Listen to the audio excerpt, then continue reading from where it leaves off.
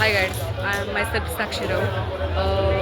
This is Purva, Jyoti and Samruddhi. Me and my friends today's visited the Lal Shastri Bhavan in Varna Nagar कृषी प्रदर्शन. सकाळचा time आहे आणि लोक हळूहळू आता जमायला लागलेले आहेत. वेगवेगळे स्टॉल्स या प्रदर्शनमध्ये मांडलेले आहेत जे शेतकऱ्यांसाठी खूप उपयोगी आहेत आणि साहेबांचं हे कार्य ग्रामीण भागातील लोकांसाठी खूप महत्त्वाचं आहे असं म्हणायला हरकत नाही. बघा लोकांची किती गर्दी जमलेली.